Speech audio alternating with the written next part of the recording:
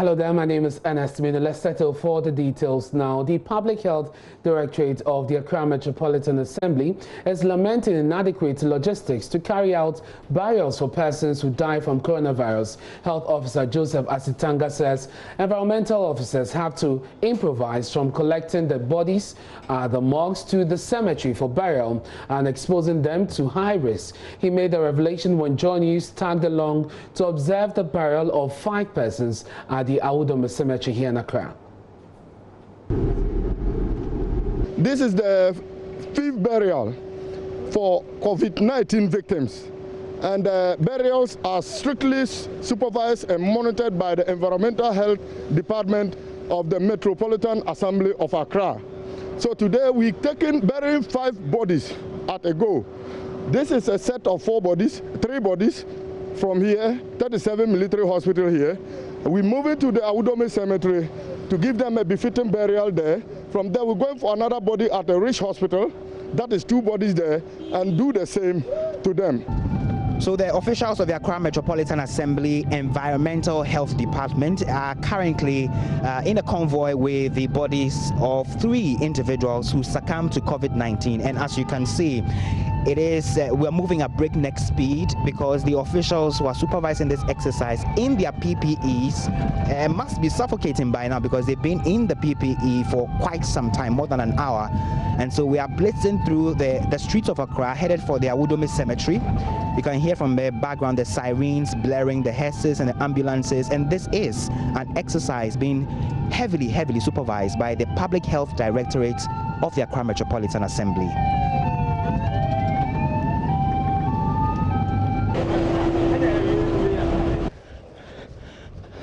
Inside the Awudome Cemetery proper, the dugouts have been created. As you can see from behind me, 2 coffins which has the individuals who have succumbed to the virus. That is where they're going to be, interred. And this is, again, I have to stress, a very supervised process by environmental workers.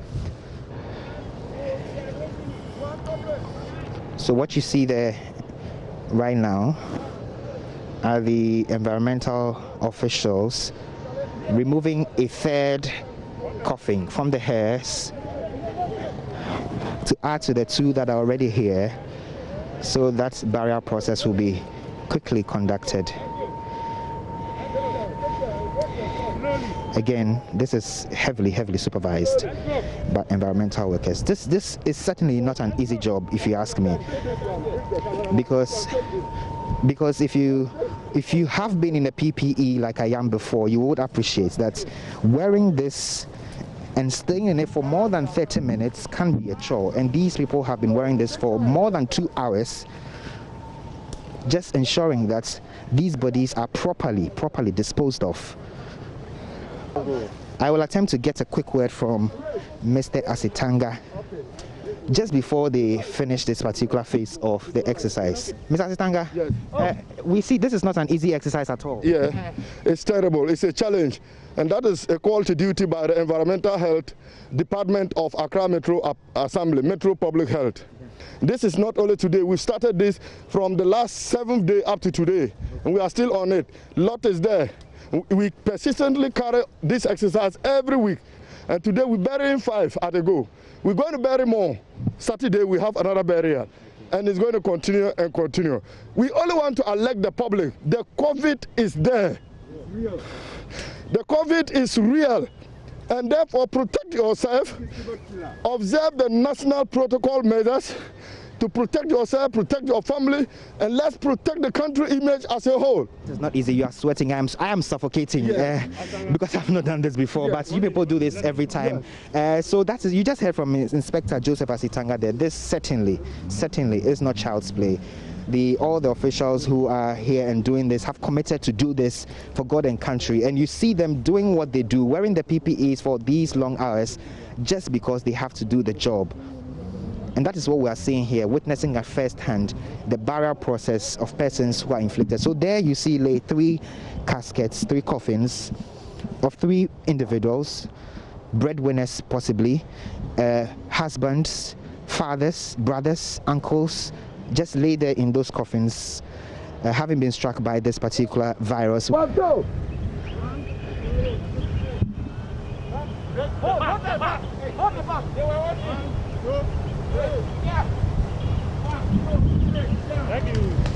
So it's just been lowered into the grave. The second one has been lowered into the grave. And then the third.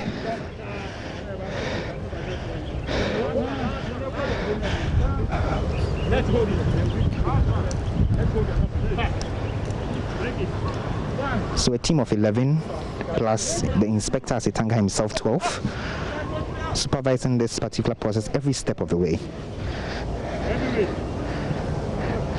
And right after the coffins have been lowered into the graves, the family members, a few of them, will be allowed here to observe, of course, their last respects or pay their final respects to their relatives. You were telling me about some challenge you have when you are doing this particular exercise. Yes, the burial. The challenges we have is enormous. These bodies, they are infectious bodies, which we don't have to use the public haste in transporting the bodies to this infectious zone. We have made appeal to the state, the government, to support us with a movable and befitting double cabin pickups that we can always carry these bodies safely to the burial site. You can see that the movement through where we will bring the bodies to is a serious challenge. There is no adequate space for movement. Coming into the place is difficult. And the haze has to stop at the end of the entrance. The officers have to carry this body. Imagine how heavy it is with these 3 stumps. There's the possibility and high risk of infection to the officers. And therefore, if we have a good transport system that this body is placed in and it moves to closer to the grave space, we will have easy way of removing the body and placing it safely. How about even some of the officials who were in the buckets? I mean, this all adds to the whole transport system. Risk. You can see that when we were transporting the bodies from the mortuary, because of inadequate transport facility for the department to be able to adequately, transport the officers safely to the burial site, you see that they were all hanged in the bucket. Very serious risk, and even poses a serious stigma to the public. Let's do some more on this. Florence Kuchi is Director of Public Health with the Accra Metropolitan Assembly. She joins us via Zoom. Thank you very much, Madam, for your time here on Newsdesk. It is quite surprising that you say that you lack logistics for the burial. Why is that? Pardon me? Yes, I can hear you, Madam Kuchi, and I was just asking about the lack of logistics. We heard you talk about Mr. Asitanga also eloquently making the point. Why do you not have enough, and what exactly do you need? Yes, thank you very much. Let me say a very good morning to our cherished listeners. Talking about logistics, our hands are really tight at our back when it comes to logistics. Actual fact, when COVID-19 set into Ghana, that was the second week in, March. Government and the state, for that matter, have devoted much time for contact tracing, contact testing, contact treatment, but they have neglected the contact bearer aspect. And when the mortality rate started increasing, nobody was even minding us. But we see it to be our duty because we know that there is a protocol on infectious disease outbreak, and the duty for the environmental health officer for that matter. We started knocking doors, even begging for them to train us for us to do this burial. We were trained. After the training, no logistics has been given to us. The department has only one pickup, and that is what we use for this burial. We have written letters to the necessary quarters that they will give us this logistics. But until now, nobody is saying anything up to that purpose. We've been going up, tracing. We still not receiving any feedback. So we are stuck. And you can see how dangerous my staff are. At least even in just being in that city at the back of a pickup in the sun. When you are not even in the sun, you can imagine the heat in that coverall. How much less when you are in the sun? So these are some of the restrictions that we are facing in doing our job. In getting, you know, the authorities to listen to you, who exactly have you been speaking to? You talk about writing letters to the authorities. Who exactly? Is it the Ghana Health Service? Yes, we've written a letter to the Minister of Health. Okay. And we copied Ghana Health Services for that matter. And then now, we haven't received anything. So these are all, it's like nobody is caring about the mental health officer for that man when it comes to burial of COVID-19. Nobody is thinking about the burials of these bodies. You know, these bodies must be given a dignified burial.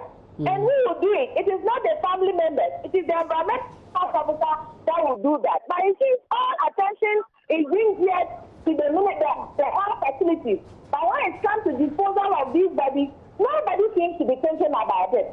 You go here, they push you here, you go there. I think you are looking for a job for yourself. I heard Mr. Asitanga talk about a double cabin pickup because he thinks that the public health is not safe for this. Beyond that, what more do you need to make your work safer and more easier? Yes. In fact, we have written requesting for 3 pickups that we can use to do this exercise, not only for the burial, but for the disinfection too. Also, we will need a head that has been given to us for the burial of COVID bodies alone. Because it is not advisable to use the public health that they use in carrying normal bodies to carry an infectious disease. Yes, when we are done, we disinfect the car. But along the line, anything can happen. But if we have a head set aside for that, we know that we have all our things ready. When we are moving, we are moving. We are not looking at anybody. But we are not getting all these things, these help that we keep seeking. Sometimes we get to the mortuary, asking the family members to even get us ahead. When they arrange and the private health people agree, but as soon as they get a hint that they are going to carry a COVID body, they all withdraw. Sometimes we have to even beg to negotiate with these private health people before they carry the body from the mortuary to the cemetery for us to get buried. Secondly, the access leading from the cemetery to where the burial is very far and it's not accessible. And they don't always want to go closer to where the graves are. So officers have to carry bodies from far and walk for about more than 600 meters before they get to where the burial ground is. And all these things are so precious. You know, nobody seems to be thinking about us. And I want to know, do you have enough PPEs for now? Pardon? Do you have enough PPEs, personal protective equipment? Enough PPEs, no. The little that was given to us, that is what we are using. And then we are still asking. So ask them when we get. But it's coming. When they don't give us, we are going to put a hold on barrier. Because we can't put ourselves at a risk. When we are working with the infectious studies or patients, we all try our best to put in the infection prevention control measures. And one of the infection prevention control measures is to protect yourself first before any other thing follows. Do you know if any of your members, your team, has been affected by COVID-19 so far? So far, my team, none of them has been infected by the COVID-19. And because of the peace nature of the cover-up, the last time one of the officers collapsed because he suffocated in the PPE because they were in the sun. So he suffocated. We have to reverse him and then pilot for him to even regain his sight. Now, somewhere last month, the environmental officers in Kumasi made a call that they wanted to benefit from all the incentives, the allowances and all of that because they are also frontline health workers. I don't know about you here in Accra. Are you receiving any form of incentive for the work you are doing? In fact, we haven't received any incentive since we started this barrier.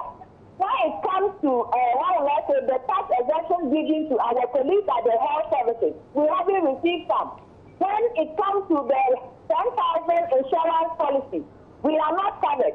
And when it comes to the 50% tax deduction, the salary increment, we don't know whether they will add us or they will not add us. We don't know what is going on. We've written letters up. We haven't received a single letter from anybody. Nobody is saying anything to us. So we are just in darkness and we are just working like that. Should anybody be infected by this disease through the barrier, you will be fighting it alone because nobody seems seems to be money out. We thought that we are not fight because we see ourselves as the forgotten frontline health workers. And the thing is a lie. When somebody has a disease and you do contact tracing and you get a patient and you do contact treatment, as a contact person and treatment, the treatment has two cohorts. That is recovery or death. Yeah. If the person is covered, the person on the answer. If the person doesn't recover and the person dies, it means the person must be buried. And it's a very worrying situation there, Madam Kuchi. Thank you very much for your time here on Newsdesk. Very worrying situation. We'll follow up on this to see if we can get some answers for you.